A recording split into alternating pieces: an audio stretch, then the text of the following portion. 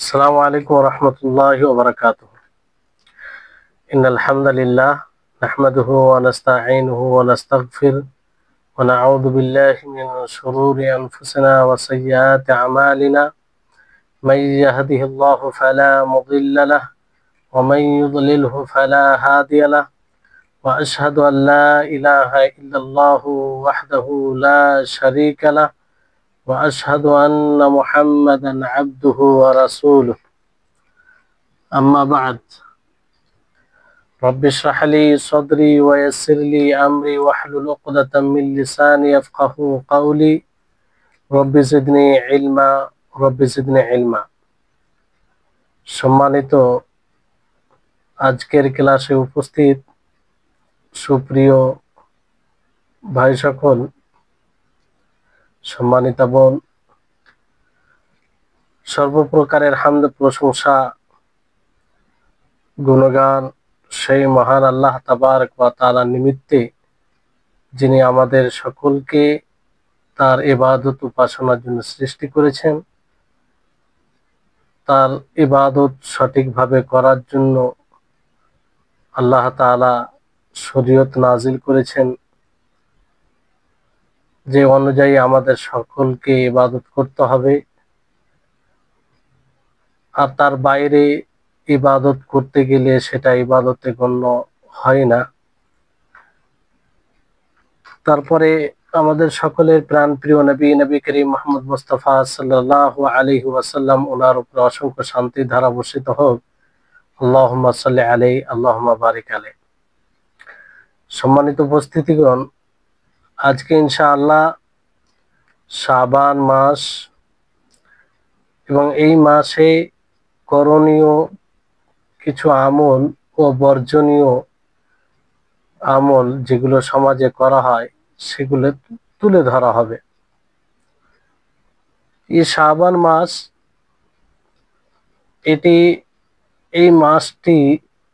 এই মাসটিকে শাবান মাস কেন বলা হয়? আমরা সকলেই অবগত আছি যে আল্লাহর নিকটে 12টি মাস রয়েছে। ইন্না ইদ্দাতাশ শুহুরি ইনদাল্লাহি 12 শাহরান। আল্লাহ তাবারক ওয়া তাআলার নিকটে 12টি মাস, আর সেই 12টি মাসের মধ্যে একটি মাস হচ্ছে শাবান মাস। এই শাবান মাস, একে শাবান কেন বলা হয়? অনেকেই বলেছেন, যেহেতু আরব লোকেরা এই মাসে পানি সন্ধানের উদ্দেশ্যে তারা আলাদা আলাদা হয়ে ছড়িয়ে যেত, অথবা যুদ্ধের ময়দানে তারা বিচ্ছিন্ন হয়ে যেত, এই জন্য এটাকে শাবান মাস বলা হয়। কারণ তাশাআবা ইয়াতাশাআবু এর অর্থ হচ্ছে বিচ্ছিন্ন হওয়া, আলাদা আলাদা হয়ে যাওয়া। আর এই মাসটি রজব ও রমজান এই মাসের মধ্যে একটি মানে ঘাটি, 2 মাসের মাঝে। এই শাবানের বহু বচন আছে, বহু বচন আসে শাবানাত, শাবিন বলা হয়। তো এটার নামকরণের কারণ, মানে এই উদ্দেশ্যে এই নাম পড়েছে, এটা বলা হয়। তো এই মাসে ফজিলত এবং এই মাসে কি করণীয় আমরা এই বিষয়ে জানবো, আর হাদিস দ্বারা আমরা জানবো। একটা কথা মনে রাখতে হবে আমাদের সকলকে, যে কোনো মাসের, কোনো সময়ের, কোনো সপ্তাহের, কোনো বিষয়ের ফজিলত আমাদেরকে জানতে হবে শরীয়ত থেকে, কোরআন ও হাদিস থেকে, কোনো মানুষ থেকে, কোনো মানব রচিত কথা থেকে এটা প্রমাণিত হয় না। আমরা সরাসরি কোরআন ও হাদিস অনুযায়ী এই শাবান মাসের অবস্থান ও শাবান মাসে আমাদের কি করণীয় সেটা আমরা জানার চেষ্টা করব। তো এটা থেকে আমাদের জন্য স্পষ্ট হয়ে যাবে যে শাবান মাসে কি করতে হবে আর কি করতে হবে না। আমরা যদি এটা জেনে নিই যে শাবান মাসে আমাদের কি করতে হবে, শরীয়তে এই মাসে আমাদেরকে কি দিক নির্দেশনা দিয়েছেন, আল্লাহ নবী কি আমল ছিল, সাহাবায়ে কেরাম কিভাবে এই মাস অতিবাহিত করেছেন, এই বিষয়টি যদি আমরা জানি, তাহলে আমাদের জন্য স্পষ্ট হয়ে যাবে যে এছাড়া বাকি যতগুলো জিনিস মানুষ করে সেগুলো বর্জনীয়, সেগুলো করা যাবে না। তো আমরা সর্বপ্রথম জানি যে এই মাসের অবস্থান শরীয়তে কি এবং নবী সাল্লাল্লাহু আলাইহি ওয়াসাল্লাম কি করেছেন এই মাসে। আয়েশা রাদিয়াল্লাহু তাআলা আনহা থেকে বর্ণিত, তিনি বলেন, হাদিসটি আপনার বুখারী মুসলিম রয়েছে, মুত্তাফাক আলাইহি রিওয়ায়াত। তিনি বলেন যে কানা রাসূলুল্লাহ সাল্লাল্লাহু আলাইহি ওয়াসাল্লাম ইয়াসুমু হাত্তা নাকুলা লা ইফতিরু, যে রাসূল সাল্লাল্লাহু আলাইহি ওয়াসাল্লাম সিয়াম রাখতেন এমনকি আমরা বলতাম যে আল্লাহ নবী আর ইফতার করবে না। মানে এতটা লাগাতার ধারাবাহিকভাবে আল্লাহ নবী সিয়াম সাধনা করতেন এই শাবান মাসে। ওয়া ইফতিরু হাত্তা লা নাকুলা লা ইয়াসুম, আর আল্লাহ নবী এমন ধারাবাহিকভাবে সিয়াম ছাড়তে শুরু করতেন যে আমরা ভাবতাম কিংবা বলতাম যে আল্লাহ নবী আর সিয়াম সাধনা করবেন না। তারপর তিনি বলছেন, ওয়ামা রাআইতু রাসূলুল্লাহ সাল্লাল্লাহু আলাইহি ওয়াসাল্লাম ইস্তাকমালা সিয়ামা শাহরিন ইল্লা রমাযান ওয়ামা রাআইতুহু আকসারা সিয়ামান মিনহু ফি শাবান, যে আমি রাসূল সাল্লাল্লাহু আলাইহি সাল্লামকে রমজান মাস ব্যতীত কোনো মাসের পরিপূর্ণ রোজা করতে, সিয়াম সাধনা করতে দেখিনি। রমজান মাস ছাড়া সবচেয়ে বেশি সিয়াম সাধনা করতে, রোজা রাখতে আল্লাহর নবীকে যে মাসে দেখেছি সেই মাসটি হচ্ছে শাবান মাস। তাহলে এই হাদিস দ্বারা স্পষ্টভাবে বোঝা যাচ্ছে যে আল্লাহর নবী এই মাসের অধিক দিনগুলোতেই রোজা রাখতেন। তাহলে আমাদেরকে রোজা রাখতে হবে, আল্লাহ নবী রোজা রাখতেন। এই জন্য বিদ্বানগণের এক বড় জামাত আব্দুল্লাহ ইবনুল মুবারক থেকে নিয়ে অনেকেই, সকলেই এটাকেই প্রাধান্য দিয়েছেন যে নবী সাল্লাল্লাহু আলাইহি সাল্লাম শাবান মাসের পুরোপুরি রোজা রাখেন, শাবান মাসের অধিক দিনে রোজা রেখেছেন, কিন্তু পুরো শাবান মাসের সিয়াম সাধনা করেনি। আর এই কথার সাক্ষী দেয় অন্য একটি রিওয়ায়াত আয়েশা রাদিয়াল্লাহু তাআলা আনহা থেকে বর্ণিত। সেই হাদিসটি আপনার সহিহ মুসলিমের হাদিস, যে তিনি বলেন, মা আলিমতুহু তাআনিন নবী সাল্লাল্লাহু আলাইহি ওয়াসাল্লাম সামা শাহরান কুল্লাহু ইল্লা রমাযান, যে আমি জানি না কি নবী করিম মুহাম্মদ সাল্লাল্লাহু আলাইহি ওয়াসাল্লাম রমজান ব্যতীত অন্য কোনো মাসের পুরো মাসের সিয়াম রেখেছেন। তাহলে পুরো শাবান মাসে তিনি সিয়াম সাধনা করেনি। তারপর আব্দুল্লাহ ইবনে আব্বাস থেকে বর্ণিত, তিনি বলেন যে মা সামা রাসূলুল্লাহ সাল্লাল্লাহু আলাইহি ওয়াসাল্লাম শাহরান কামিলান গায়রা রমাযান, যে রাসূল সাল্লাল্লাহু আলাইহি ওয়াসাল্লাম পরিপূর্ণ রমজান ব্যতীত কোন মাসের পরিপূর্ণ সিয়াম সাধনা রোজা রাখেননি। এই জন্য আব্দুল্লাহ ইবনে আব্বাস তিনি শাবান মাসে, রমজান ব্যতীত কোন মাসের, অন্য কোন মাসের পুরো মাসের সিয়াম সাধনাকে অপছন্দ করতেন। কারণ তিনি বর্ণনা করছেন যে আল্লাহ নবী, তিনি ভালোভাবে জানতেন যে আল্লাহ নবী কোনো মাসের পরিপূর্ণ রোজা রাখেননি রমজান মাস ব্যতীত, তো অন্য কেউ কেন রাখবে? পুরো মাসের রোজা রাখাটাও পছন্দ করতেন, কারণ আল্লাহ নবী এইভাবে রোজা রাখেননি। ইবনু হাজার রাহিমাহুল্লাহ তিনি বলেন যে শাবান মাসে নফল রোজা তাতাওয়ান এটা অধিকভাবে রাখতেন, শাবান মাসের অধিক দিনে সিয়াম সাধনা তিনি করতেন।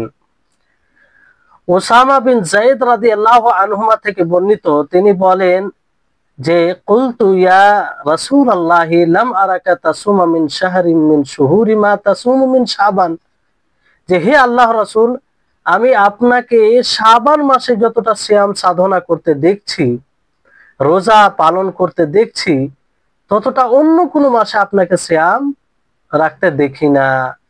তিনি বলেন যাকা শাহরুন তাগফুলুন নাসু ফীহি আনহু, আল্লাহ নবী বলে যে এটা এমন মাস যে মাসে মানুষ গাফিল হয়ে থাকে। আর সেই মাসটি কোনটি? বাইনা রজব ও রমজান, রজব ও রমজান মাসের মাঝে, অর্থাৎ শাবান মাস। ওয়া হুয়া শাহরুন তুরফাউ ফীহিল আমালু ইলা রাব্বিল আলামিন, অথচ এই মাসটি এমন মাস যে মাসে আমল সমূহ রব্বুল আলামিনের নিকটে উঠানো হয়।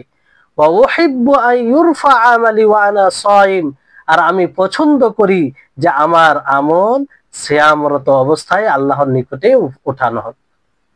আল্লাহু আকবার। তাহলে এই হচ্ছে বিষয়। আল্লাহর নবী সিয়াম বেশি বেশি করে রাখতেন শাবান মাসে, তার একটি কারণ এখানে পেয়ে গেলেন। শাবান মাসে আল্লাহ নবী বেশি বেশি করে সিয়াম রাখতেন, তার কারণ ইনশাআল্লাহ বলা হবে। তো এটি একটা হাদিস, এই হাদিসটা আপনার নাসাইতে রয়েছে, আল্লামা আলবানী বিশুদ্ধ হাদিস বলে একটা দিয়েছেন।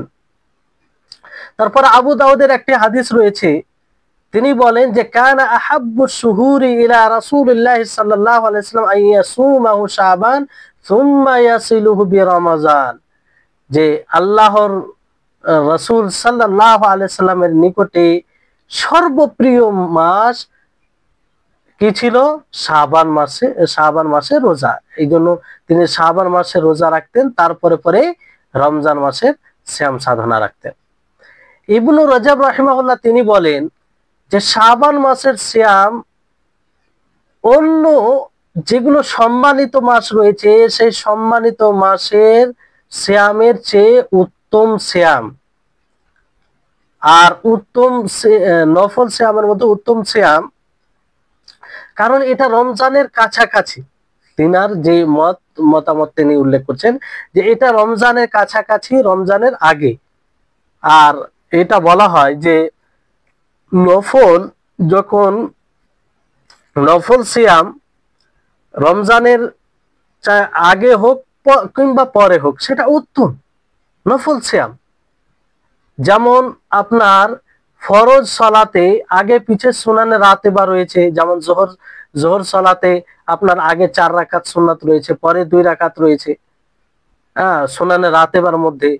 তো এই যে এগুলো উত্তম, কারণ যে ফরজ সালাতের কারণে আগে পিছে হওয়ার কারণে, কারণ এই সুনানে রাতেবা ফরজ সালাতে ঘাটতি হয়ে থাকলে সুনানে রাতেবা সেটা সহযোগী হবে, পূর্ণ করবে। অনুরূপভাবে রমজান মাসের আগে পিছে যেগুলো সিয়াম রয়েছে নফল সিয়াম, সেগুলো যদি ফরজে ঘাটতি হয় সেটা পূর্ণ করবে। এই দিক দিয়ে উনি উল্লেখ করেছেন যে শাবান মাসের রোজা এই দিক দিয়ে উত্তম নফল সিয়ামের মধ্যে। তো উনার এটি একটা মত শাবান মাসের রোজার ব্যাপারে। তারপরে রাসূল সাল্লাল্লাহু আলাইহি সাল্লামের এই কথা যে শাবান ও শাহরুন ইয়াগফুলুন নাস আনহু বাইনা রাজব ওয়া রমজান, যে শাবান এমন একটি মাস যে মাসে মানুষ গাফিল হয়ে যায়, আল্লাহ তাআলাকে ভুলে যায়, ইতাআত থেকে মানুষ দূরে সরে যায়। রজব ও রমজানের মাঝে যে মাসটি রয়েছে শাবান মাস। তো আসলে এখানে ইঙ্গিত করা হয়েছে যে শাবান মাসের আগের মাসও গুরুত্বপূর্ণ, পরের মাস তো গুরুত্বপূর্ণ আছেই। আগের মাস বলতে রজব মাস, আর রজব মাসের ব্যাপারে আপনারা জানেন যে এটা সম্মানিত মাসের মধ্যে, হরমতের মাসের মধ্যে। আর শুরুল হুরুম মানে যে 4টি সম্মানিত মাস, সেই 4টি মাসের মধ্যে রজব মাস। আর সেই 4টি সম্মানিত মাস কি? মুহররম, তারপরে এদিকে আপনার জিলকাদা, জিলহিজ্জা, মুহররম, রজব, এই 4টি মাস হচ্ছে সম্মানিত মাস। আর রমজান মাস এটিও সম্মানিত মাস, আর এর মাঝেই শাবান মাস।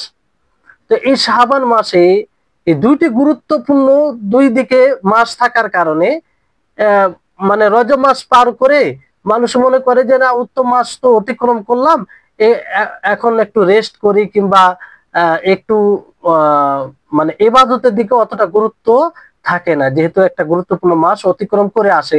আবার দেখে যে সামনে রমজান মাস আসছে, তো সেই রমজান মাসে ইবাদত করব বেশি বেশি করে, তো ইবাদতের দিকে একটু মনোযোগী কম থাকে।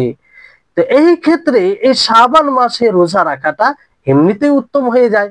কারণ আসবে আলোচনায় যে যখন মানুষ উদাসীন থাকে, গাফিল থাকে, সেই সময় ইবাদত করার একটি বিশেষ গুরুত্ব রয়েছে। তো এই জন্য যেটা হাদিসে বলা হলো যে শাবান মাসের রোজা রাখা, আল্লাহ নবী শাবান মাসে রোজা রাখতেন। আর কি কি কারণে রাখতেন এটা উল্লেখ করেছেন। তো এই হাদিস থেকে একটু ইঙ্গিত পাওয়া যায়, কিংবা বোঝা যায় যে অনেক সময় মানুষের মাঝে এটা মানে ছড়িয়ে থাকে, কিছু সময়ে, কিছু মাসে, কিছু জায়গায়, কিছু ব্যক্তি হিসাবে সেটা উত্তম, কিন্তু তার বিপরীত হয়ে থাকে, তার বিপরীত হয়ে থাকে। আপনি যে সময় কোনো ফজিলতের বিষয় নেই, সেই সময় যদি আপনি ইবাদত করেন তাহলে সেটা উত্তম হতে পারে। মানে মানুষ যে সময় গাফিল হয়ে থাকে, মানুষ যে সময় ইবাদত থেকে পিছিয়ে থাকে, মানুষ দুনিয়া নিয়ে ব্যস্ত থাকে, সেই সময় যদি আপনি ইবাদত করেন তাহলে এটা উত্তম হবে, এটা উত্তম হবে। এই জন্য এখান থেকে এটা স্পষ্ট হয় যে যখনই মানুষ গাফিল হবে তখন ইতাআত দ্বারা, আল্লাহর অনুসরণ অনুগত্য দ্বারা সময় অতিবাহিত করা এটা উত্তম, এটা বড় ফজিলতপূর্ণ কাজ। এই জন্য সালাফদের একটি জামাত তিনারা মুস্তাহাব বলেছেন যে দুই এশার মাঝের সময়কে ইতাআতের মধ্যে, নামাজের মধ্যে সেটাকে অতিবাহিত করা। দুই এশা বলতে একটা হচ্ছে মাগরিব ও এশা, এই সময়ের মাঝে স্বাভাবিকভাবে মানুষ গাফিল থাকে, স্বাভাবিকভাবে মানুষ গাফিল থাকে। তো ওই সময় ইবাদত করাটা খুব উত্তম, উত্তম ইবাদত। সালাফে সালেহিন এটাকে উত্তম ইবাদত বলতেন, কারণ মানুষ সাধারণত ওই সময় গাফিল হয়ে থাকে, ইবাদত করে না, খুব কমই মানুষ ওই সময় ইবাদতে মগ্ন থাকে। এই জন্য বাজারে যে ব্যক্তি আল্লাহর জিকির করে, বাজারে আল্লাহকে স্মরণ করে, তো এটা বাজারে আল্লাহ তাআলা জিকির করা এটাকেও মুস্তাহাব বলা হয়েছে। কারণ বাজার একটা গাফিল হওয়ার জায়গা, মানুষ বাজারে বেশিরভাগ গাফিল হয়ে থাকে, আল্লাহ তাআলাকে স্মরণ করে না, দুনিয়া নিয়ে ব্যস্ত থাকে, অনেক সময় মানুষ অশ্লীলতায়, শরীয়ত বিরোধী কাজে জড়িয়ে যায়। তো ওই সময় আল্লাহ তাআলা জিকির করা মুস্তাহাব, কারণ ওই সময় তার এই ইবাদতের গুরুত্বটা বেড়ে যায়। এই জন্য আপনি যখনই মানুষ গাফিল থাকে ওই সময় যদি আপনি নিজেকে ইবাদতে ব্যস্ত রাখেন, এর কয়েকটি উপকারিতা রয়েছে। যেহেতু এটার মানে প্রয়োজন আছে আমাদেরকে জানার, আমরা সবসময় চেষ্টা করি যে মানুষ যে সময় গাফিল থাকে, মানুষ যে সময় স্বাভাবিকভাবে ইবাদতে মনোযোগী কম থাকে, ওই সময় নিজেকে ইবাদতে ব্যস্ত করা এটা খুব গুরুত্বপূর্ণ কাজ আর খুব ফজিলতপূর্ণ কাজ। মানুষ ফজিলত মনে করে না, কিন্তু আপনার জন্য আপনি যদি অতি চালাকির সাথে সেই সময়টাকে ইতাআত দ্বারা আপনি অতিবাহিত করেন তাহলে আপনার জন্য এটা ফজিলতপূর্ণ কাজ হয়ে যাবে। এই গাফিল সময়ে ইবাদত করলে কেন? কারণ ওই সময় আপনি ইবাদত করলে আপনার ইবাদতটা গোপনে থাকে, মানুষ বিভিন্ন কাজে ব্যস্ত থাকে, আপনি ইবাদত করছেন, তো মানুষ আপনার ইবাদতের দিকে গুরুত্ব দেবে না, আপনার ইবাদতটা গোপনে থেকে যাবে, আপনার ইবাদত গোপনে থাকবে। আর বিশেষ করে আপনি সিয়াম যদি গোপনে রাখতে পারেন তো এটা আরো মানে ভালো বিষয় হবে, আল্লাহ এবং বান্দার মাঝে এটা গোপন থেকে যাবে। এই জন্য এতে রিয়ার খুব অবকাশ কম থাকে। এই জন্য কিছু সালাফে সালেহিনদের ব্যাপারে পাওয়া যায় যে তারা বছরের পর বছর রোজা রাখতেন, মানে ধারাবাহিকভাবে রোজা রেখে যেতেন, আর কেউ জানতেই পারতো না। কিভাবে তিনারা রোজা রাখতেন? যে তিনারা বাড়ি থেকে বের হতেন, সাথে রুটি নিয়ে নিতেন, কিংবা যে যে খাবার হতো সেটা নিয়ে নিতেন, নেওয়ার পরে সেই খাবার নিয়ে বাইরে চলে যেতেন, বাইরে গিয়ে কাজে কিংবা কোনো বাইরে গিয়ে কি করতেন, সেই রুটি সাদাকা করে দিতেন আর ওনারা কি করতেন, রোজা সিয়াম রেখে নিতেন। তো এইদিকে বাড়ির লোক মনে করতো যে তিনি ওই রুটি খেয়েছেন, সিয়ামরত অবস্থায় নেই। আর এদিকে বাজারের লোক মনে করতো, বাজারে গিয়ে এটা করতেন, তো বাজারের লোক মনে করতো যে উনি বাড়িতে খেয়ে এসেছেন। তো এইভাবে মানুষ সিয়াম রাখতো, তারা মানুষ জানতেই পারতো না, এইভাবে অনেক সিয়াম তারা রেখে দিত। এই যে গোপন ইবাদত, এই ইবাদত আল্লাহর নিকটে খুব পছন্দনীয়। তো সালাফে সালেহিন তিনারা এইভাবে সিয়াম রাখতেন এবং সিয়ামকে গোপনে রাখাটা পছন্দ করতেন। এই জন্য আব্দুল্লাহ ইবনে মাসউদ তিনি বলেন যে ইদা আসবাহতুম সিয়ামান ফাসবিহু মুদ্দাহিনিন, যে যখন তোমরা সিয়ামরত অবস্থায় সকাল করবে, তখন তোমরা তৈলাক্ত অবস্থায় সকাল করবে। তৈলাক্ত অবস্থায় মানে কি, তোমার শরীরে তেল থাকবে, তাহলে এতে কি হবে, এতে কাতাদা বলেন যে ইস্তাহিব্বু লিস-সাইমি আন ইয়াদাহিনা হাত্তা তাযহাবা আনহু গাবরাতুস সিয়ামি, যে হ্যাঁ, যে সাইমের জন্য, সিয়াম পালনকারীর জন্য মুস্তাহাব হবে সে যেন তেল ব্যবহার করে শরীরে সিয়ামরত অবস্থায়, যাতে সিয়ামের যে একটা একটা থাকে, সিয়ামের যে সিয়াম রাখতে গেলে একটা শুষ্ক ভাব থাকে, একটা রোজা ভাব দেখা যায়, চেহারা দেখে বোঝা যায় যে কিছু খায়নি, এরকম একটা বোঝা যায়। ওই জিনিসটা যেন দূর হয়ে যায়, মানুষ যেন জানতে না পারে। সিয়াম রাখলে মানুষের চেহারাটা একটু শুকনো থাকে, কিছু খায়নি এরকম একটা মনে হয়, কিন্তু নিজেকে যদি তেল তেল দিয়ে মানে একটু ঠিক রাখে, তো ওই রকম অতটা কম বোঝা যায়। মানে উদ্দেশ্য হচ্ছে যে ইবাদতকে গোপনে রাখা। তাহলে এই হচ্ছে, আর মানুষ যখন গাফিল হবে তখন ইবাদত করাটা এই জন্য গুরুত্বপূর্ণ হয়ে যায় যে ওই সময় ইবাদত করাটা কঠিন, ইবাদত করাটা বেশি কঠিন। আর যত আপনি কঠিন অবস্থায় ইবাদত করবেন, ততই আপনার নেকি, সৎ আমল এর গুরুত্ব বেড়ে যায়। কারণ ওই সময় মানুষ কি করে, বিভিন্ন কাজে ব্যস্ত থাকে, দুনিয়ার বিভিন্ন কাজে, পার্থিব বিভিন্ন কাজে ব্যস্ত থাকে, কিন্তু আপনি নিজেকে ইবাদতে মগ্ন রেখেছেন, আপনি ইবাদতে নিজেকে মনোযোগী করে রেখেছেন, তাহলে এতে কি, এতে আপনার ইবাদতের গুরুত্ব বেড়ে যায়, বেড়ে যায়।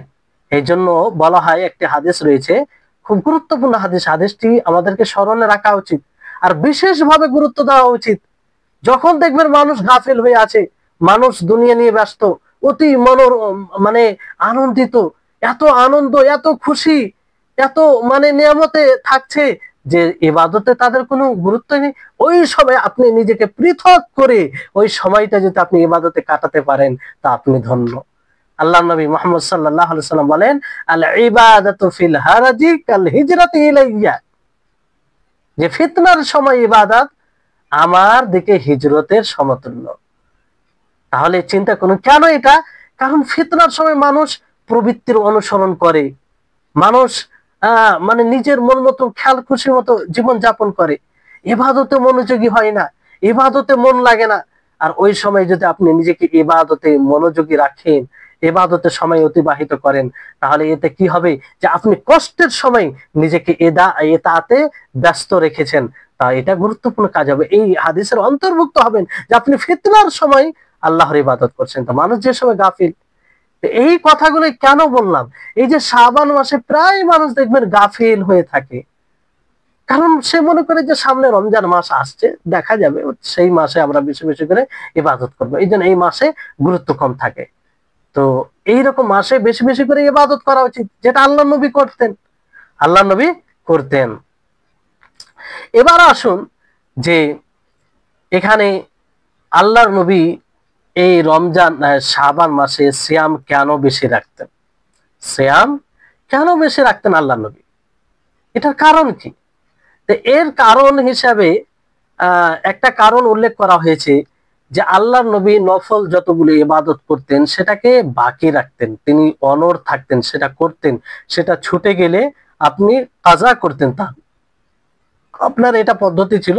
এই জন্য আল্লাহ নবী মাসে 3টি সিয়াম সাধনা করতেন, আর সাপ্তাহিক সিয়াম গুলো রাখতেন। তো নবী সাল্লাল্লাহু আলাইহি ওয়াসাল্লাম অনেক সময় ব্যস্ততার কারণে, সফরের কারণে রাখতেন না, তো ওই সময় ওইগুলো তিনি কাজা করতেন শাবান মাসে, এটা একটা কারণ বলে উল্লেখ করা হয়েছে। দ্বিতীয় কারণ হচ্ছে, যেটা হাদিসে আপনারা শুনলেন, যে শাহরুন, এটা এমন এক মাস যে মাসে মানুষ গাফিল হয়ে থাকে, মানুষ গাফিল হয়ে থাকে, আর এটাই হচ্ছে প্রাধান্য প্রাপ্ত কারণ, যে মানুষ গাফিল হয়ে থাকে। তো আল্লাহ নবী কি বলেন, অথচ এই মাসে আল্লাহর নিকটে আমল উঠানো হয়।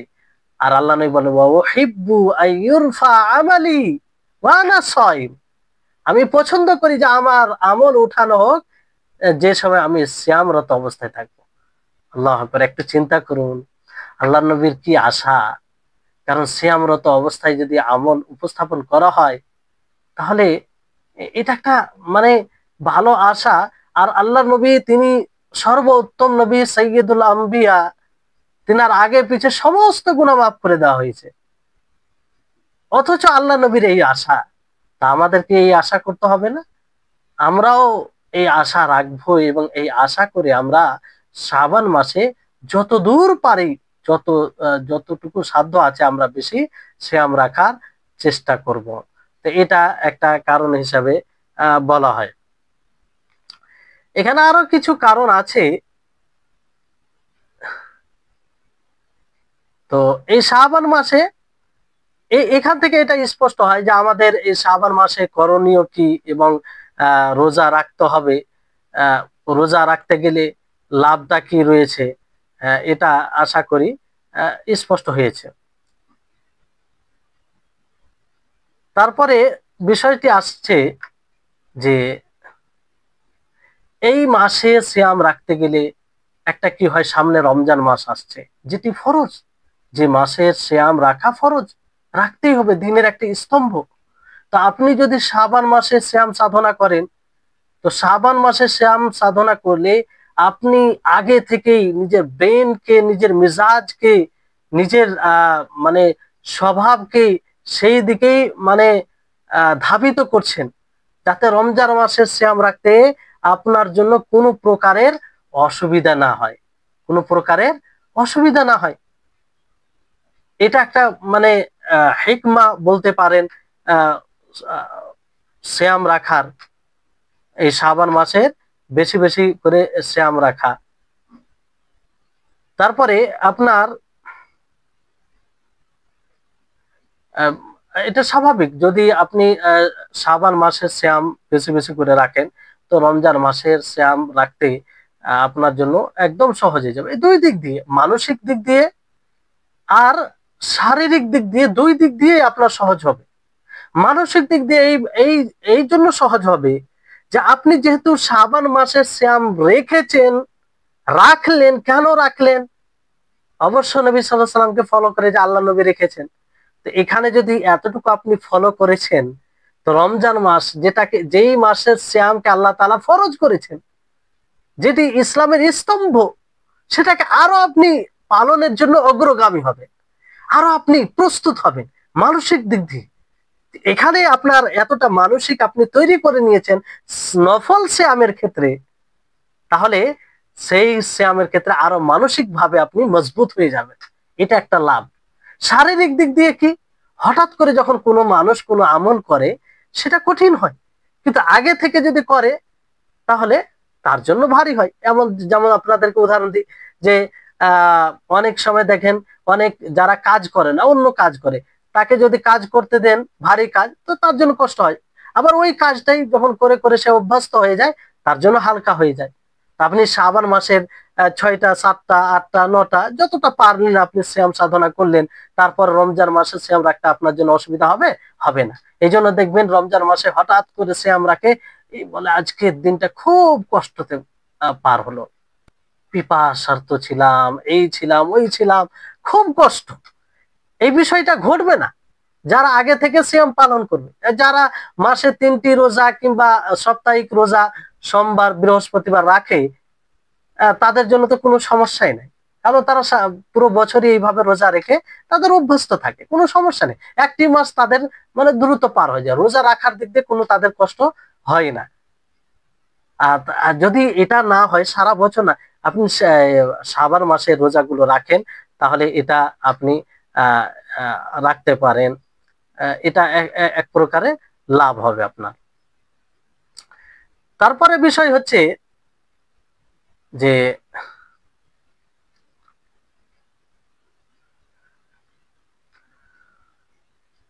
হ্যাঁ, এক মিনিট।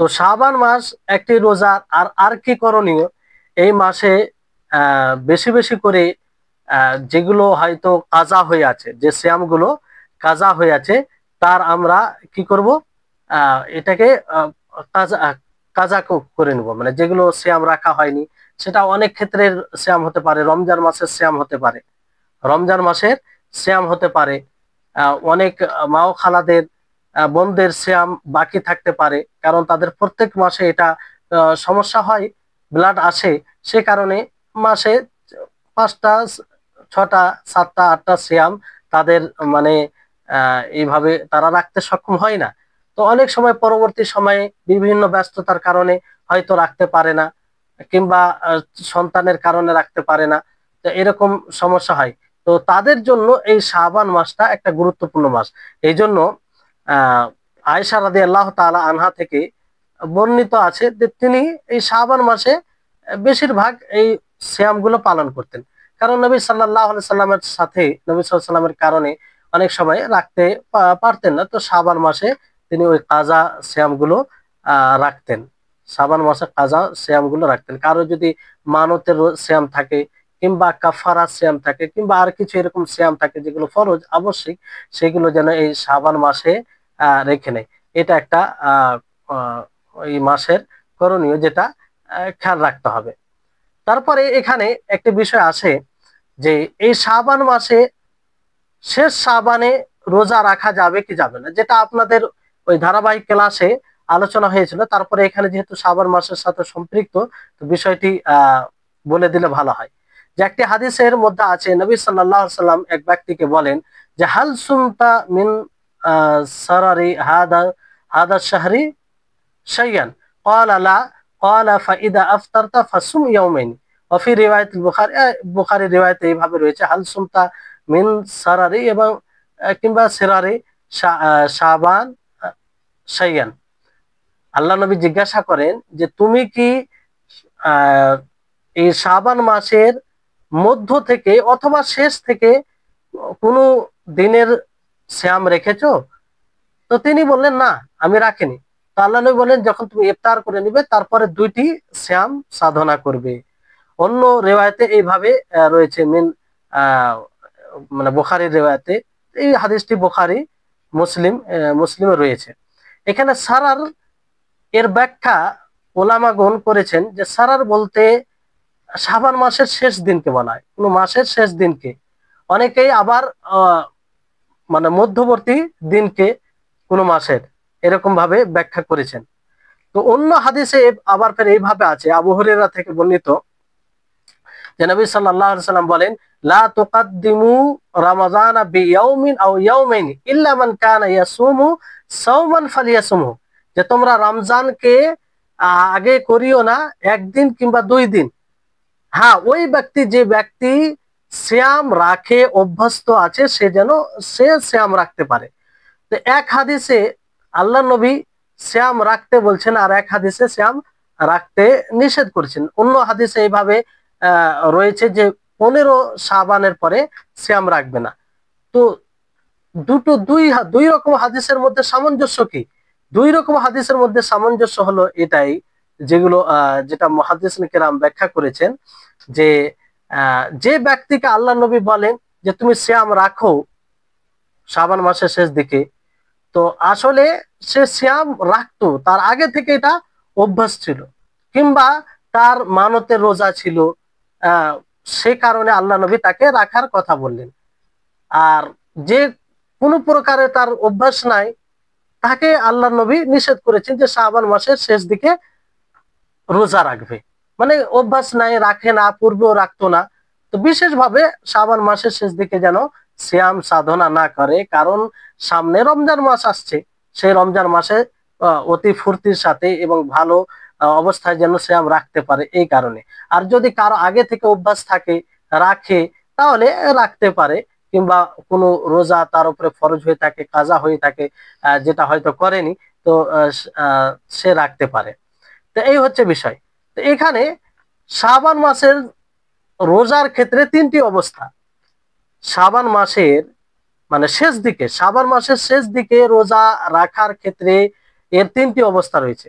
মানে শাবান মাসের শেষ দিকে কি, এক হচ্ছে মানে শেষ দিকে বলতে আহ সন্দেহর দিনে, সন্দেহর দিনে, আর সন্দেহর দিনে এটা শাবান মাসের শেষ দিনে হতে পারে কিংবা রমজান মাসের প্রথম দিনে হতে পারে, মানে সেটা স্পষ্ট না হওয়ার কারণে। তো এই ক্ষেত্রে তিন অবস্থা রয়েছে। যদি কোনো ব্যক্তি সতর্কতামূলক রমজান মাসের সিয়ামের নিয়ত করে সিয়াম সাধনা করে, তাহলে এটা জায়েজ নয়, এটা জায়েজ নয়। কারণ সন্দেহের উপরে রোজা রাখা যাবে না, যদিও দ্বিমত থাকে, তো এটা হচ্ছে প্রাধান্যপ্রাপ্ত মত। তারপরে কোনো ব্যক্তি যদি ধরেন শেষ দিকে সিয়াম সাধনা করে, মানতের রোজা কিংবা রমজানের কাজা, পূর্বের রমজানের রোজার কাজা কিংবা কাফারা, তো অধিকাংশ ওলামায়ে কেরাম এটা জায়েজ বলেছেন। কি বলেছেন? জায়েজ বলেছেন। আর আম সিয়াম রাখা, মানে আম ভাবে মুতলাক নফল সিয়াম রাখা, এই ব্যাপারে ওলামাগণ অপছন্দ করেছেন এটাকে। কারণ হাদিসে এসেছে যে তোমরা রমজান মাসকে একদিন আগে 2 দিন আগে করো না, মানে ভিন্ন ভিন্ন থাকবে, যেন রমজান মাসের রোজা পূর্বের নফল সিয়ামের সাথে মিলে না যায়, মিলে না যায়। যেমন ভাবে ধরেন সিয়াম রাখতে গিয়ে রোজা সলাৎ সলাৎ পড়তে গিয়ে আগে পিছে যে সুন্নাত রয়েছে তার মধ্যে পার্থক্য করা হয় সালাম দ্বারা, কিংবা কিছুক্ষণ আহ, সময় সময় বিরতি রেখে। অনুরূপ ভাবে রমজান মাসের রোজা আর পূর্বের নফল সিয়ামের সাথে যেন ওই রকম পার্থক্য থাকে, একসাথে মিলে না যায়, যেটা হাদিসে সুস্পষ্ট ভাবে বলা হয়েছে। তো কেন এই রমজান মাসের পূর্বে রোজা রাখতে নিষেধ করা হয়েছে কিংবা অপছন্দ কেন করা হয়েছে? মানে একদম রমজান মাসের পূর্বে, রমজান মাসের পূর্বে বলতে সন্দেহের দিন বলতে পারে। তো এর কয়েকটি অর্থ হতে পারে। যে এক, রমজান মাসের শ্যামে যাতে বৃদ্ধি না হয়। রমজান মাসের শ্যাম মাস যদি 29 হয় তো 29টি শ্যাম হবে, যদি 30 মাস হয় তো 30টি শ্যাম হবে। তো এর আগে থেকে যদি কেউ রমজানের নিয়ত করে তো 31টা হতে পারে, কিংবা মানে যে মাসে যটা হওয়া দরকার কিংবা যটা হবে তার চেয়ে বেশি বেড়ে যাবে, যে এটা যাতে না হয়, এটা যাতে না হয়। এই জন্য সন্দেহের দিনে রমজান মাসের নিয়তে সিয়াম রাখা ঠিক নয়। আর এই ব্যাপারে হাদিসে এসেছে যে যদি কোনো মানুষ সন্দেহের দিনে সিয়াম সাধনা করে, তাহলে সে কি করলো? ফাকাদ আসা আবুল কাসিম সাল্লাল্লাহু আলাইহি সাল্লাম, সে আবুল কাসিম অর্থাৎ নবী সাল্লাল্লাহু আলাইহি সাল্লামের কি করলো? বিরোধিতা করলো, সে বিরোধিতা করলো।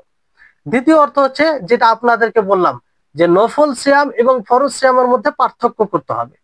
কারণ নফল একটা সিয়াম, আর এক শ্রেণীর সিয়াম, আর ফরজ সিয়াম এক শ্রেণী। তো দুটোর মধ্যে পার্থক্য করতে হবে, দুটোকে আলাদা আলাদা যেন হয়। যেমন আমরা ফরজ সালাতের মধ্যে নফল সালাতের মধ্যে পার্থক্য করি, আর নবী সাল্লাল্লাহু আলাইহি সাল্লাম পার্থক্য করার প্রতি এটা মানে উদ্বুদ্ধ করেছেন। যেমন এক ব্যক্তিকে আল্লাহ নবী ফজরের সালাত পড়তে দেখেন, তো এমন ভাবে 4 রাকাত পড়েন যে মনে হচ্ছে 4 রাকাত সে ফজরের সালাত পড়লো। আল্লাহ নবী তাকে বলেন যে আজ সুবহ আরবান, ফজরের সালাত কি 4 রাকাত, মানে সে সুন্নাত পড়ে দ্রুত উঠে আবার কি শুরু করে? ফজরের সালাত শুরু করে দেয়, ফরজ সালাত। তো এই ক্ষেত্রে মানে আল্লাহ নবী এটা বলার উদ্দেশ্য হচ্ছে যেহেতু 2 শ্রেণীর ইবাদত, একটা হচ্ছে ফরজ, একটা হচ্ছে নফল, তো দুটির মধ্যে আলাদা থাকবে যাতে বোঝা যায়। অনুরূপ ভাবে রমজান মাসের সিয়াম এবং পূর্বে যদি নফল সিয়াম রাখে, তো তার মধ্যে পার্থক্য করতে হবে, তার মধ্যে কি করতে হবে? পার্থক্য করতে হবে।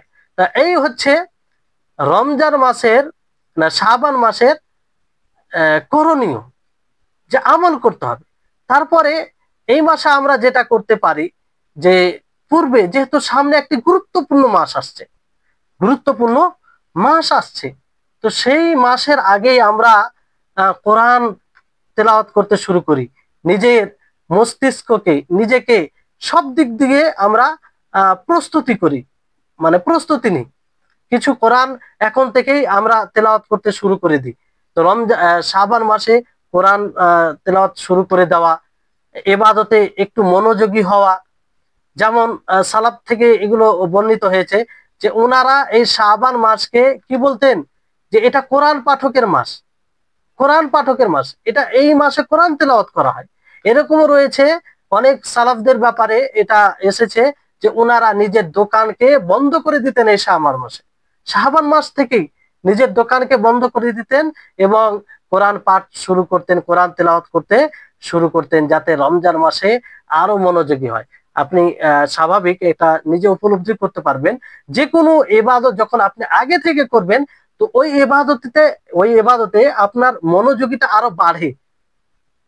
হ্যাঁ, মানে আপনি ইবাদত এইভাবে করবেন যে আল্লাহ তাআলা কে আপনি দেখছেন, এটা যদি সম্ভব না হয় তা আল্লাহ তাআলা আপনাকে দেখছে, তো এই অনুভূতিটা আপনার নিয়ে আসতে সহজ সহজ হবে।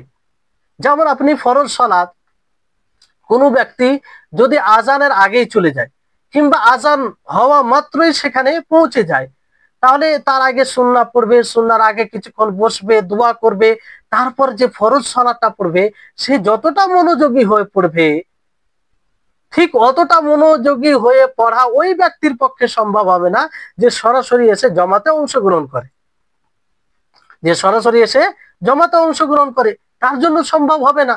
কারণ সে আগে থেকে সব দিক দিয়ে প্রস্তুত নয়, নিজেকে অতটা ধাবিত করেনি। তো অনুরূপ ভাবে আমরা যদি শাবান মাসে একটু ইবাদত শুরু করে দিই, কোরআন তেলাওয়াত বেশি বেশি করতে আরম্ভ করি, তাহলে রমজান মাসে আমরা সহজেই এই দিনে আহ, বেশি বেশি করে কোরআন তেলাওয়াত করতে পারবো, বেশি বেশি করে কি করতে পারবো, কোরআন তেলাওয়াত করতে পারবো। তারপরে আসুন যে এই মাসে কি বর্জনীয়, কি কি আমল হয়। তাহলে একটা স্পষ্ট বিষয় জেনে গেলেন আপনারা, আপনাদের জন্য আশা করি স্পষ্ট হয়ে গেছে যে এই মাসে যেটি গুরুত্বপূর্ণ বিষয় হচ্ছে যে বেশি বেশি করে শ্যাম সাধনা করা, যতদূর পারবেন আপনি বেশি বেশি করে শ্যাম সাধনা করা, 7টা 8টা 15টা পর্যন্ত। কিন্তু 15 শাবানের পরে রোজা থেকে বিরত, যদি কোনো ফরজ কিংবা আগে থেকে অভ্যাসগত রোজা না থাকে তো না রাখাটাই উত্তম, না রাখাটাই উত্তম। বাকি যতদূর পারবেন আপনি শ্যাম সাধনা করবেন। এবার এখানে বিষয় হচ্ছে তারপরে কোরআন পাঠ করা, আরো বিভিন্ন প্রকারের ইবাদত যেগুলো রয়েছে তাতে মনোযোগী হওয়া, যাতে আপনি রমজান মাসে ভালো করে ইবাদত করতে পারেন। এই শাবান মাসের ফজিলত সম্পর্কে কি কোনো হাদিস আছে? এবার আসুন যে মানুষ এই শাবান মাসকে কেন্দ্র করে যেগুলো বর্জনীয় আমল করে, মানে যেগুলো কোরআন হাদিস বিরোধী, যেটা আমাদেরকে ছাড়তে হবে, যেগুলো বর্জনীয় আমল। একটি হাদিস শাবান মাসের ফজিলতে, যতগুলো হাদিস রয়েছে সমস্ত হাদিস জয়ীফ, দুর্বল। একটি হাদিসের ব্যাপারে অনেকেই হাসান বলেছেন, অনেকেই হাদিসটিকে হাসান বলেছেন, ইমাম আলবানী রাহিমাহুল্লাহ হাসান বলেছেন, তারপরও ওই হাদিসকে আবার অন্য অন্য মুহাদ্দিসগণ মানে জয়ী বলেছেন, তার বিভিন্ন শাওয়াহিদ থাকার কারণে হাসান হয়েছে। তো যাই হোক, হাদিসটি যদি হাসান হয়, সহি মানে নেওয়া যায়, তার মানে এটা নয় যে ওই রাত্রে বিশেষভাবে ইবাদত। 15 শাবানের ব্যাপারে, 15 শাবানের রাত্রি যাকে শাবে বারাত বলে মানুষ মনে করে, সেই হাদিসটি কি, যে আল্লাহ নবী মুহাম্মদ সাল্লাল্লাহু আলাইহি সাল্লাম বলেন যে আল্লাহ তাবারক ওয়া তাআলা মাখলুকের দিকে 15 শাবানের রাত্রিতে তাকান আর তার সকল বান্দাদেরকে ক্ষমা করে দেন। দুই প্রকার বান্দা ছাড়া, এক হচ্ছে যার হৃদয়ে শত্রুতা থাকে, কারো প্রতি ঘৃণা থাকে, বিদ্বেষ থাকে, আর এক ব্যক্তি যে মুশরিক, মানে শিরক করে, কি করে, শিরক করে। এই দুজনকে ছাড়া আল্লাহ তাআলা সকলকে মাফ করবে। তো এখানে এইভাবে হাদিসটি রয়েছে। তো এই হাদিসকে সামনে রেখে অনেকেই বলে যে 15 শাবানের রাত্রিতে বিশেষভাবে ইবাদত করতে হবে, কিন্তু এখানে বিশেষভাবে ইবাদতের কোনো উল্লেখ নেই। এটা একটা ফজিলত রয়েছে, যেমন প্রত্যেক রাত্রের ব্যাপার আছে যে আল্লাহ তাআলা শেষ রাত্রে নিচে আসমানে আসে, আল্লাহ তাআলা ডাক দেয় যে আছে কোনো বান্দা যে আমার কাছে ক্ষমা চাইবে, আমি ক্ষমা করব, আমার কাছে রুজি চাইবে, আমি রুজি দেব, বিশুদ্ধ হাদিস দ্বারা প্রমাণিত। তো সেটা দ্বারা, তো যদি এটা দ্বারা এইভাবে আমরা দলিল উপস্থাপন করি যে এটা থেকে বোঝা যাচ্ছে যে সে রাত্রে বিশেষভাবে ইবাদত করতে হবে, তাহলে প্রত্যেক রাত্রে আমাদেরকে বিশেষভাবে ইবাদত করতে হবে। তো যদি এটা সঠিক মেনে নেওয়া যায় তাহলে আহ সঠিক তাহলে এটা প্রমাণ হয় না যে আমরা সেই রাত্রে বিশেষভাবে ইবাদত করবো। আর সর্বোপরি বিষয়টি মনে রাখতে হবে যে আল্লাহর নবী এই এই রাতকে কিভাবে কাটিয়েছেন, সাহাবায়ে কেরাম কিভাবে কাটিয়েছেন। ওনাদের না নবী সাল্লাল্লাহু আলাইহি সাল্লাম থেকে না সাহাবায়ে কেরাম থেকে কোনো এরকম রিওয়ায়াত পাবেন না যে তিনারা এই 15 শাবানের রাত্রিতে কি করেছেন, বিশেষভাবে ইবাদত করেছেন, বিশেষভাবে ইবাদত করেছেন, এরকম কোনো প্রমাণ নেই।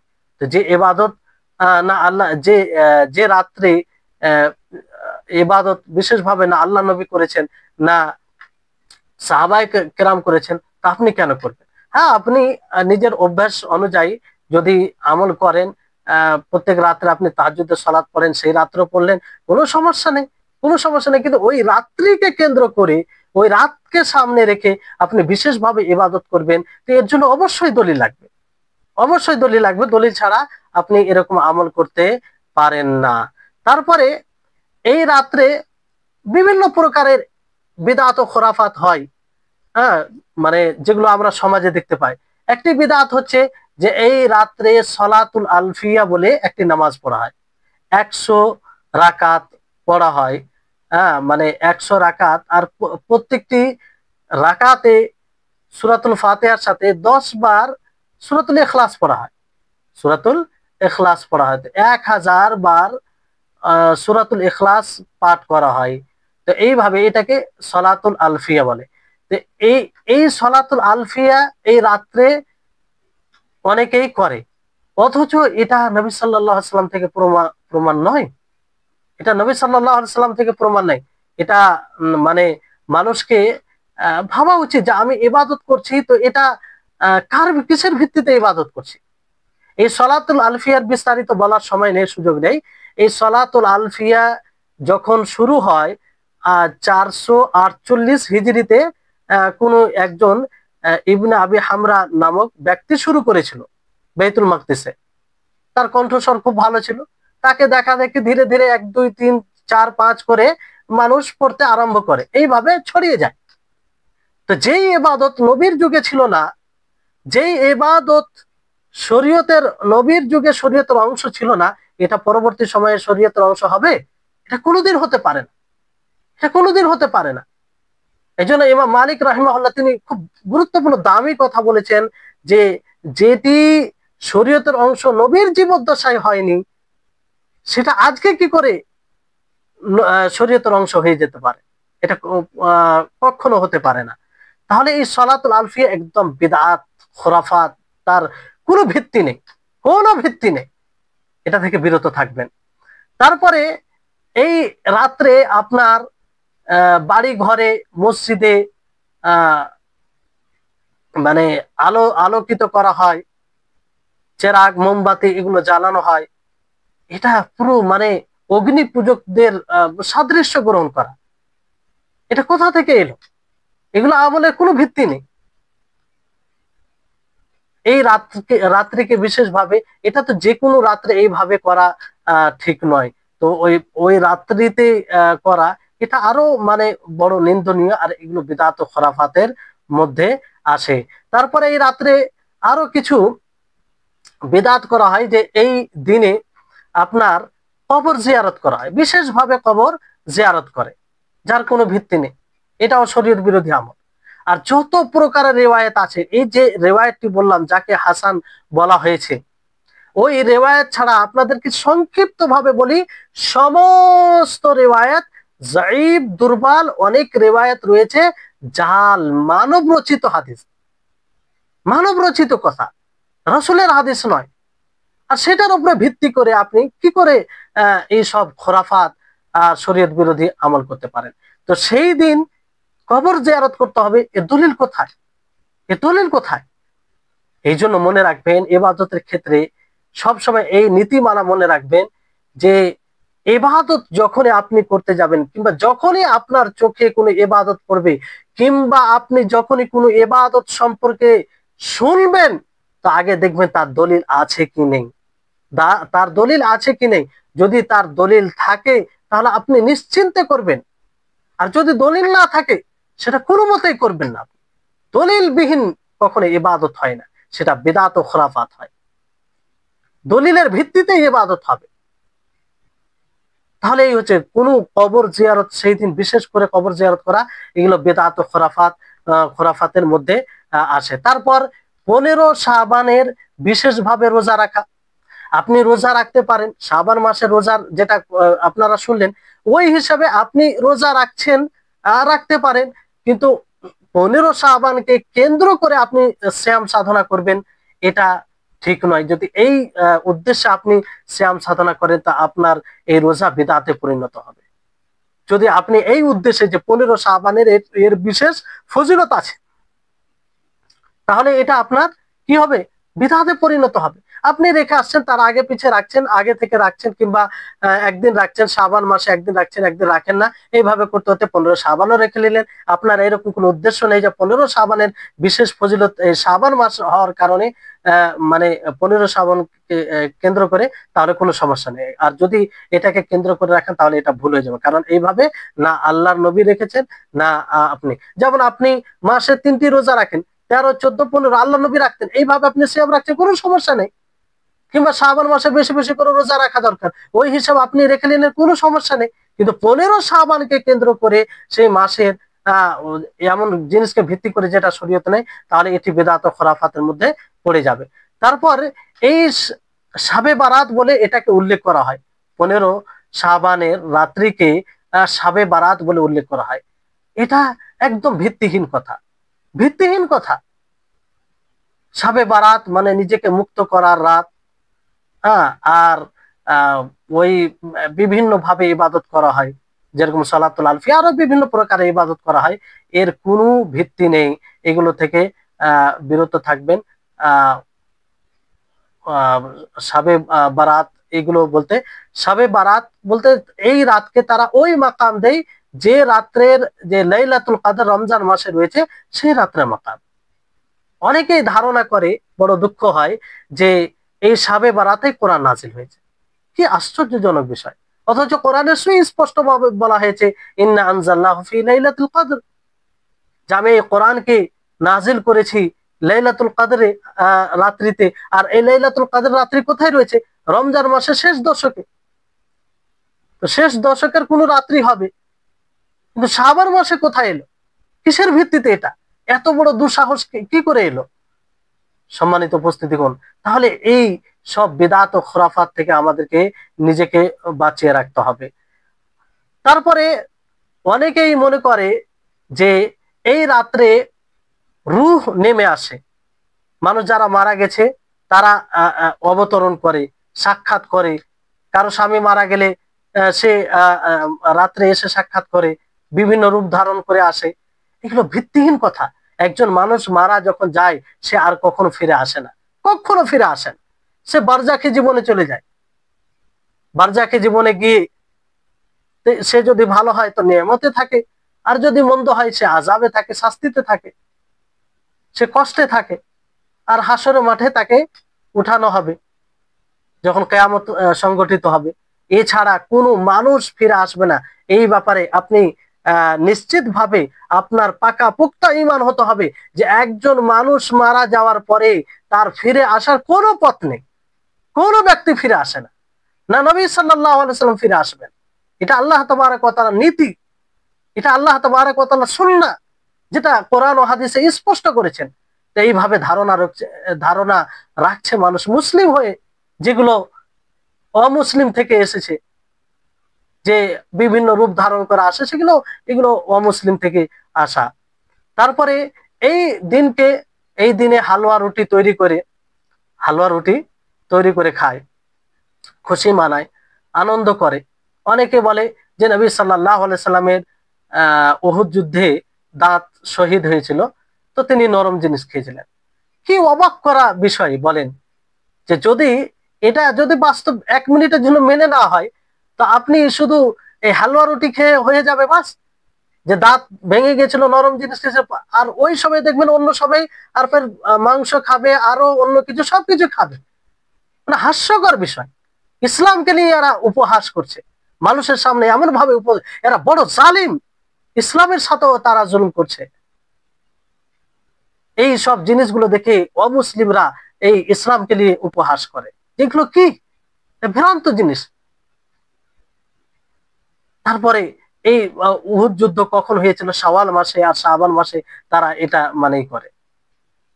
আর আল্লাহ নবী যদি মেনে নেওয়া যায়, একদিন একদিন নরম জিনিস হালুয়া খেয়েছিলেন, তো একদিনই কি খেয়েছিলেন না, তিনি ওই দাঁতের ব্যথা কয়েকদিন থাকবে।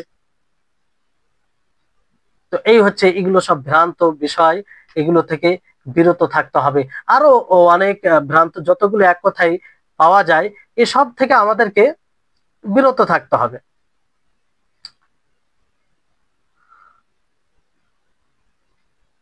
তারপরে আপনাদেরকে যেটা বললাম যে শাবান মাসের ফজিলত সম্পর্কে যতগুলো হাদিস এসেছে সবগুলো জয়ী। আপনারা মনে রাখবেন যে বেদাত একটি খুব ভয়াবহ বিষয়, খুব ভয়াবহ বিষয়। এই বেদাত থেকে আপনারা সতর্ক থাকবেন। এই জন্য ইমাম মালিক রাহিমাহুল্লাহ তিনি বলেন যে মানিবতাদা আফিল ইসলামী ফাকাদ জামা আন্না মুহাম্মাদান খানা রিসালাতা, যে ব্যক্তি ইসলামে কোনো নব আমল করলো, বিদআত সৃষ্টি করলো, সে ধারণা করে যে মুহাম্মদ সাল্লাল্লাহু আলাইহি সাল্লাম রিসালাতে খেয়ানত করেছে। নাউজুবিল্লাহ। আপনি এত বড় ধারণা করছেন যে যে যার ব্যাপারে সাহাবাগণ, যিনারা সরাসরি আল্লাহ নবীর কাছ থেকে দিন নিয়েছেন, যিনারা কোরআন নাজিল হতে দেখেছেন, তারা সাক্ষ্য দিয়েছেন যে আপনি পুঙ্খানুরূপে এই শরীয়তকে আমাদের নিকটে পৌঁছে দিয়েছেন, কোন প্রকারের আপনি ত্রুটি রাখেননি। আল্লাহ নবী বলেছিলেন যে হে আল্লাহ তুমি সাক্ষী থাকো, তারা সকলেই সাক্ষ্য প্রদান করছে। আর আজকে আপনি এই নতুন আমল সৃষ্টি করে আপনি বলতে চাইছেন যে আল্লাহ নবী করেনি, উত্তম হওয়া সত্ত্বেও আজকে আমরা করছি, তার মানে এটা উত্তম? আপনি আল্লাহ নবীর উপর মিথ্যা অপবাদ লাগিয়েছেন। তো বিষয়টি হচ্ছে যে বিদাত, এই জন্য বিদাতের পরিণাম এত ভয়াবহ যে আল্লাহ নবী মাখলুকের মধ্যে সবচেয়ে বড় দয়াশীল, সবচেয়ে বড় দয়াশীল, তা সত্ত্বেও যারা বিদাতি হবে, যারা দিন ইসলামে নব আমল সৃষ্টি করবে, তাদেরকে আল্লাহ নবী নিজে লাঞ্ছিত অপমানিত করবে। হাসরের মাঠে যখন আল্লাহ নবী তাদেরকে ডাক দিবে যে এসো, তো ফারিস্তাগণ তাদেরকে ধাক্কা দিবে। আল্লাহ নবী জিজ্ঞাসা করবে যে এরা তো আমার সাহাবী, আমার উম্মত, না এরা তো আমার উম্মত। তখন ফারিস্তাগণ বলবে যে আপনি জানেন না, আপনার পরে এরা আপনার দিনকে পরিবর্তন করেছে, নিজের ইচ্ছা মতো ইবাদত করেছে, দিনে ইসলামে নব আমল তাদের প্রবৃত্তি অনুযায়ী ইবাদত সৃষ্টি করেছে। তখন আল্লাহ নবী তাদেরকে মানে বলবে যে সোহকান সোহকান, দূর হও দূর হও। তাহলে এই বিদাত থেকে আমাদের সকলকে বেঁচে থাকতে হবে। কোন প্রকারের বিদাত যেন আমাদের জীবনে না আসে। বিশেষ করে এই শাবান মাসকে কেন্দ্র করে যা কিছু বিদাত করা হয়, সেই সব বিদাত থেকে আমরা সতর্ক থাকব। যাই হোক, অনেকগুলো বিষয় ছুটে থাকতে পারে, কিন্তু আপনাদেরকে প্রথমেই বলেছি আমরা যদি জানতে পারি যে শাবান মাসের করণীয় কি, আসলে কি করতে হবে, তাহলে সেটা বুঝে গেলে বাকি যতগুলো মানুষ করে সেগুলো বর্জনীয়, সেগুলো সেগুলো কোনো ভিত্তি নেই। তা থেকে আমাদের সকলকে বিরত থাকতে হবে। আল্লাহ তাবারক ওয়া তাআলা আমাদের সকলকে যেন আহ কোরআন ও সুন্নাহ অনুযায়ী ইবাদত করার তৌফিক দান করেন, বিদআত মুক্ত হয়ে যেন ইবাদত করার তৌফিক দান করেন, আর সুন্নাহর গুরুত্বকে যেন আমরা বুঝতে পারি এবং সেই সুন্নাহ অনুযায়ী যেন আমরা সকলে ইবাদত করতে পারি। ওয়া আখির দাওয়ানা আনিল হামদুলিল্লাহি রাব্বিল আলামিন। আসসালামু আলাইকুম ওয়া রাহমাতুল্লাহি ওয়া বারাকাতুহু।